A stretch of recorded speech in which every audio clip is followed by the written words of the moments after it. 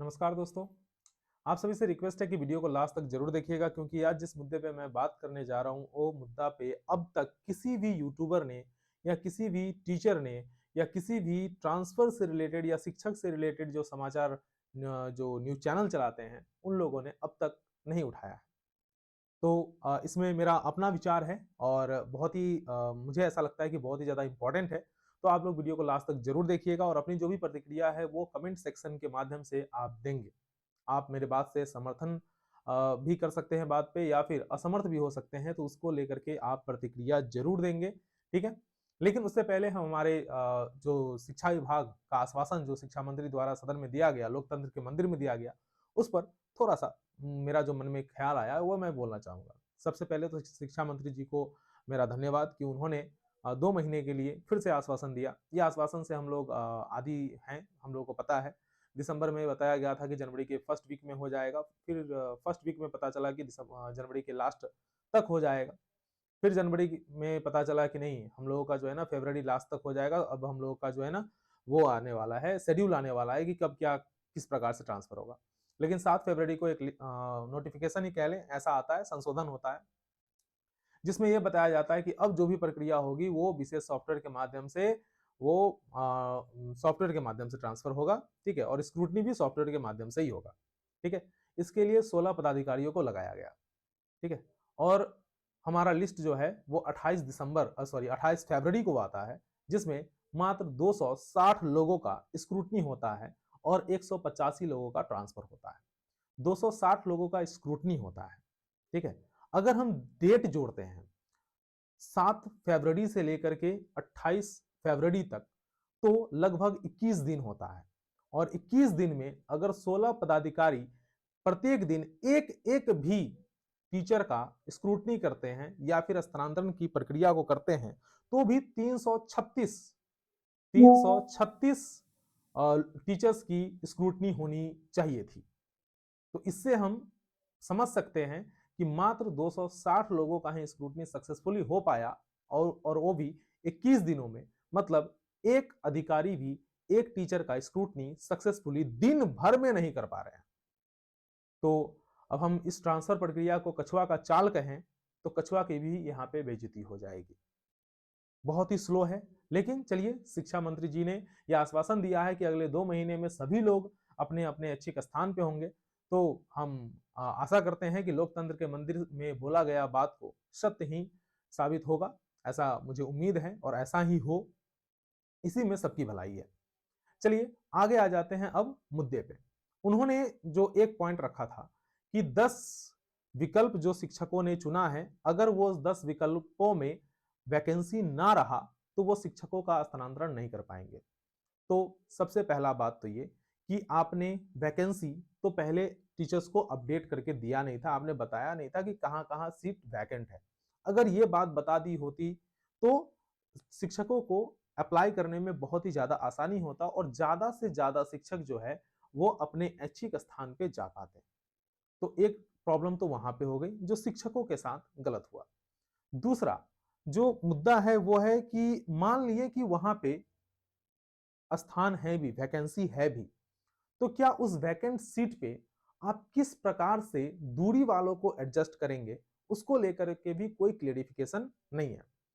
अब ये समस्या बाकी जिलों के साथ नहीं है, लेकिन जो बॉर्डर डिस्ट्रिक्ट है किसी अदर स्टेट से सटा हुआ, जैसे बक्सर हो गया, सिवान हो गया, ठीक है, गोपालगंज हो गए, तो ये सब जो है यूपी से सटा हुआ डिस्ट्रिक्ट है। अब वहां पे समस्या है, पटना में समस्या है, क्योंकि वहां पे जाने वाले लोगों की संख्या ज्यादा है और वहां से निकलने वाले लोगों की संख्या बहुत ही कम है। अब बक्सर की बात बताते हैं। बक्सर में मान लेते हैं कि कोई यूपी का, देखिए मैं यहाँ पे किसी भी शिक्षक के खिलाफ में नहीं हूं, मैं इस नियमावली में क्या प्रॉब्लम है जो क्लियरिफिकेशन होना चाहिए उस पर मैं बात कर रहा हूं। ठीक है। तो आप लोग इसको अन्यथा ना ले, मैं आपसे ही बताना चाहता हूं बस हाथ जोड़ के ये कि यूपी का कोई व्यक्ति है जो मान लेता हूं कि नालंदा में पोस्टेड है, ठीक है, और बक्सर का कोई व्यक्ति है, बक्सर में ही, बक्सर का व्यक्ति ने भी अप्लाई किया है और यूपी का व्यक्ति भी बक्सर में ही अप्लाई किए हैं। ठीक है। और ये यूपी का जो व्यक्ति है वो नालंदा में पोस्टेड है और जो बक्सर का व्यक्ति है वो आपका औरंगाबाद में पोस्टेड है।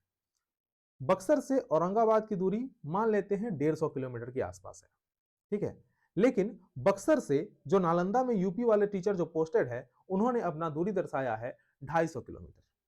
और सिर्फ दूरी का अगर यही मानक रख करके ट्रांसफर अगर कर दिया जाए तो बक्सर में किनको मिल जाएगा, यूपी वाले का वहां पे ट्रांसफर हो जाएगा। लेकिन जो बक्सर का मूल निवासी था उसका ट्रांसफर वहां पे नहीं हो पाएगा और वो औरंगाबाद में ही रह जाएगा। और हर बार ऐसा ही होगा, क्योंकि आपको पता ही है कि बिहार में अदर स्टेट से कितने लोगों की बहाली हुई है।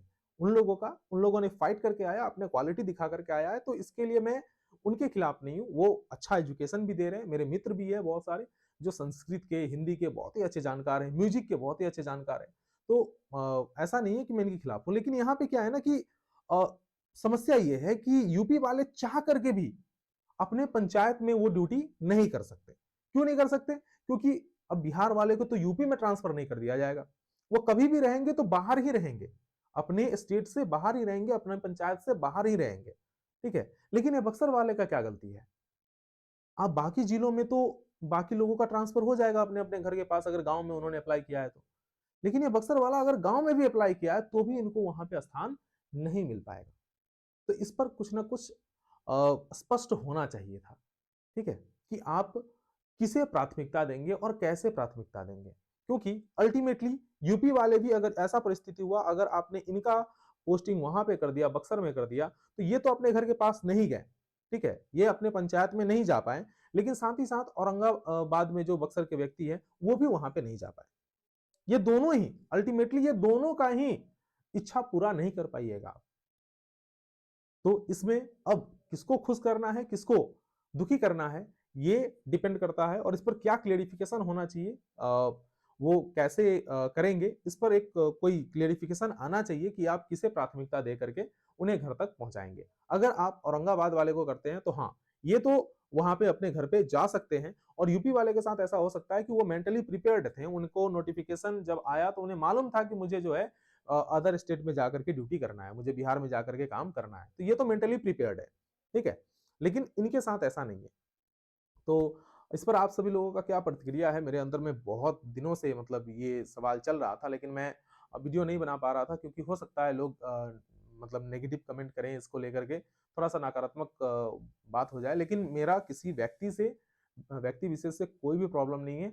मेरा मतलब उस नियमावली में ये क्लेरिफिकेशन होना चाहिए था कि किन्हें आप प्राथमिकता देंगे और किस आधार पर प्राथमिकता देंगे। जो मुझे कमियां लगी वो मैंने बताया, ठीक है। और बाकी आप लोग मेरे बात से सहमत है या असहमत है, ये कमेंट सेक्शन में जरूर बताएंगे। और अगर सहमत है तो फिर हमारे इस वीडियो को ज्यादा से ज्यादा जो आपके जो भी जानने वाले लोग हैं उन तक पहुंचाएं, और इसमें कुछ ना कुछ संशोधन होना चाहिए या फिर क्लेरिफिकेशन आना चाहिए। इसको लेकर के आप सभी को आवाज उठानी चाहिए, ठीक है। अपने दोस्तों के साथ शेयर करें, और जो भी है बताएं लोगों को कि सहयोग करें। अगर आप हमसे जुड़ना चाहते हैं तो कमेंट बॉक्स में जो है हम अपने ग्रुप का लिंक भी दे देंगे, वहां से आप हमसे जुड़ सकते हैं। तब तक के लिए जय हिंद, जय बिहार, धन्यवाद।